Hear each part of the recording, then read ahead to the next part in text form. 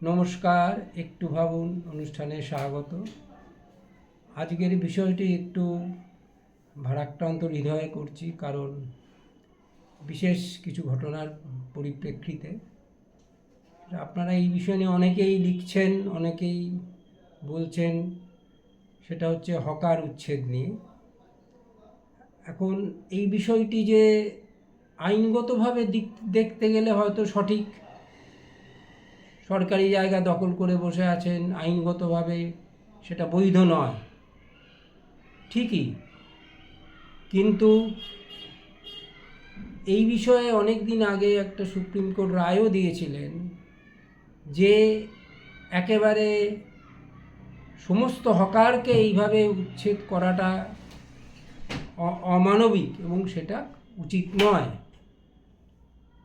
এখন এখানে এই বিষয়ে সমাজ মাধ্যমে বিভিন্ন যে সামাজিক যারা সংগঠন আছেন তারাও বলছেন, তাদের যে ইউনিয়ন তারাও প্রতিবাদে নেমেছেন, সবই ঠিক আছে, এই নিয়ে আমার নতুন করে বলার কিছু নয়। কিন্তু আমি কয়েকটি কথা জোরের সাথে বলতে চাইছি, সেই জন্যই এই অনুষ্ঠানটি করা।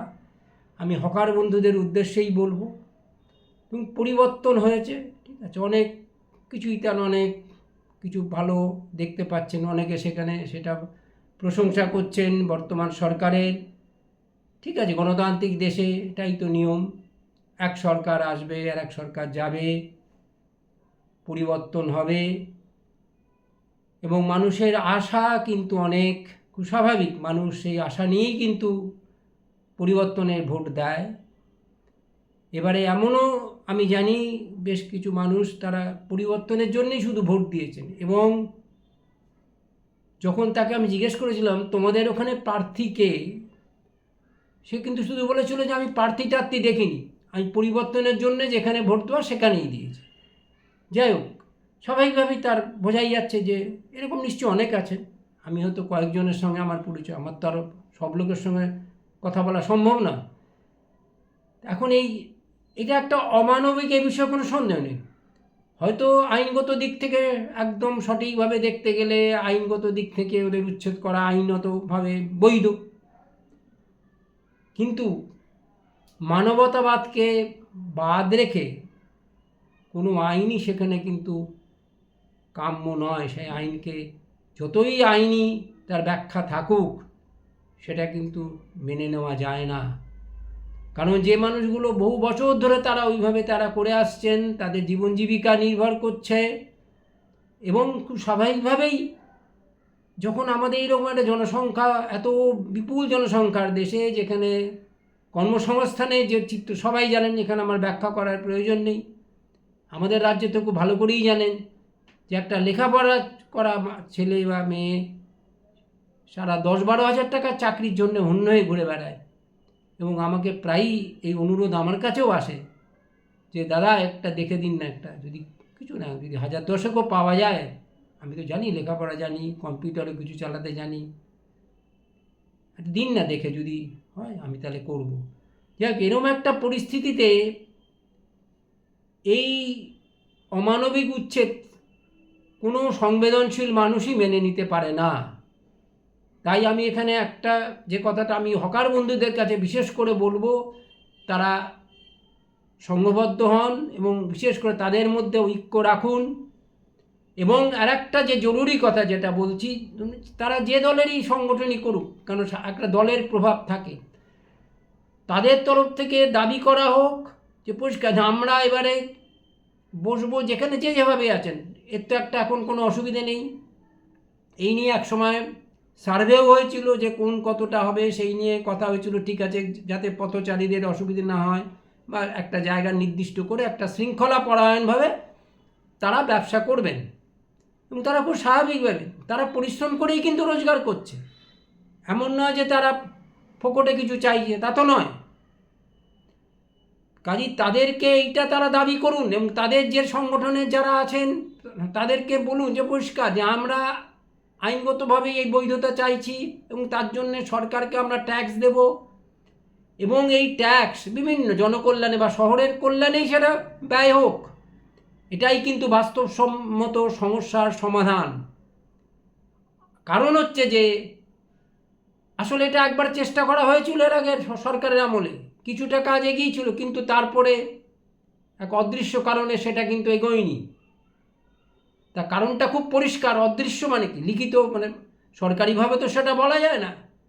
কারণ এদেরকে যদি এইরকম একটা অনিশ্চিত অবস্থায় রাখা যায়, তাহলে রাজনৈতিক দলগুলো এদের কাছ থেকে, বুঝতেই পারছেন, যেখানে খুব কাটমানি যাকে বলা হয়, চাঁদা নেবে, তাদেরকে উপর ভয় দেখাবে, কর্তৃত্ব ফলাবে। তাই জন্যে কোনো রাজনৈতিক দলই কিন্তু পাকাপাকিভাবে এদের আইনগতভাবে এদের যে অধিকার দেওয়ার সেই কথাটা তারা মানে না। তাই আমি হরকার বন্ধুদেরকে আমি বলছি, তারা সংঘবদ্ধ হন, তাদের মধ্যে ঐক্য থাকুক, তারা খুব গণতান্ত্রিকভাবে প্রচার করুন। তাদের সাথে এখনও কিছু মানুষ আছেন, যথেষ্ট শুভাকাঙ্ক্ষী মানুষ, বিভিন্ন সোশ্যাল মিডিয়াতেও দেখা যায়, তাদের হয়ে লিখছেন, বলছেন।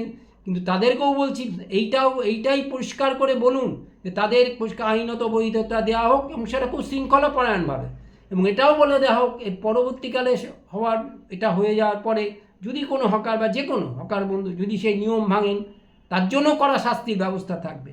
আর হ্যাঁ, আর কিছু কিছু জায়গা যেখানে সত্যি হতে একেবারেই চলাচলের খুবই ভীষণ অসুবিধা, সেখানে আর একটু রেস্ট্রিকশন করে সেখানে সেই জায়গাটা পরিষ্কার করে তাদের অন্য কোথাও ব্যবস্থা করা, বা যতদিন হচ্ছে তাদের একটা যে কোনো করাই যেতে পারে, অল্প সংখ্যক মানুষ সেখানে ভাতার ব্যবস্থা করা। এখন প্রচুর মানুষকে এখন ভাতা দেওয়া হয়, কাজে সেটুকু এমন কিছু সমস্যা নয় যে দেওয়া যাবে না। তাই আমি যারা বিশেষ করে এই আন্দোলনের সঙ্গে জড়িত প্রত্যক্ষ বা পরোক্ষভাবে, তাদের কাছে আমি আবেদন করব যে তারা কিন্তু মানবিক দৃষ্টিভঙ্গি থেকে বলুন, এবং ভবিষ্যতে তাদের এই অনিশ্চয়তা যে জীবন, তাদেরকে মুক্তি দিন। কারণ জেনে রাখবেন, সমাজে যদি অস্থিরতা থাকে, সেই সমাজ কিন্তু কখনোই কাম্য সমাজ হতে পারে না।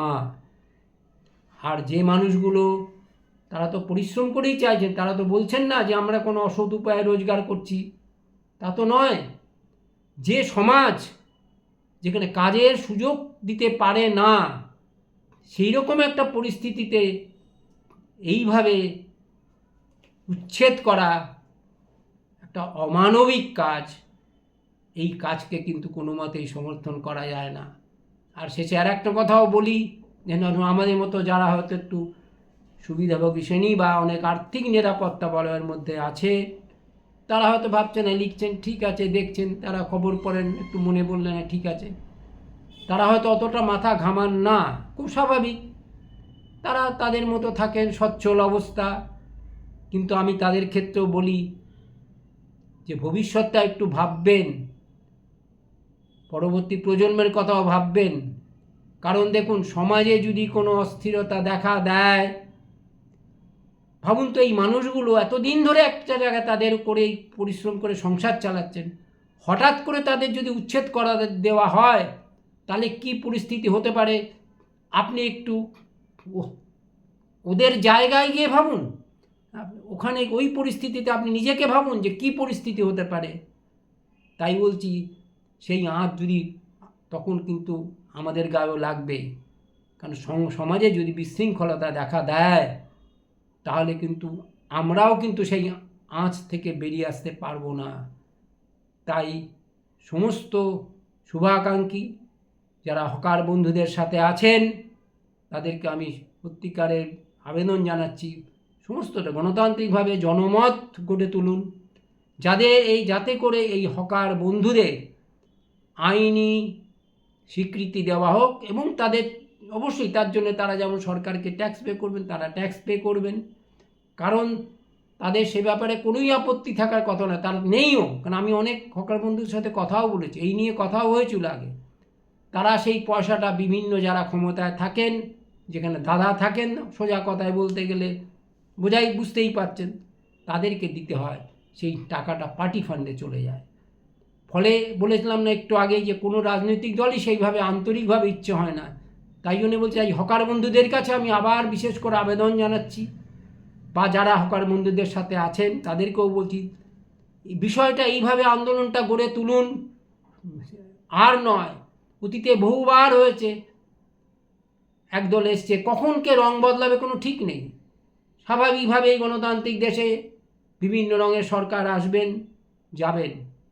কিন্তু একটা কথা, যখন সরকার যখন গঠিত হয়, সে যে দলেরই হোক, সেই সরকারটা কিন্তু শুধু সেই দলের হয় না, সেটা আম জনতার সরকার, মেহনতি মানুষের সরকার। তাই আমি সরকারের কাছেও আমি আশা রাখব, অন্তত পরিবর্তন যেহেতু হচ্ছে, ওনারা বলেছেন, কথা দিয়েছেন, আমরা একটা সুন্দর বাংলা, সুন্দর সমাজ গড়ব, অন্তত মুখে তো বলেছেন। তাহলে এই অমানবিক কাজ এই মুহূর্তে বন্ধ করুন, করে তাদেরকে আইনি স্বীকৃতি দিন।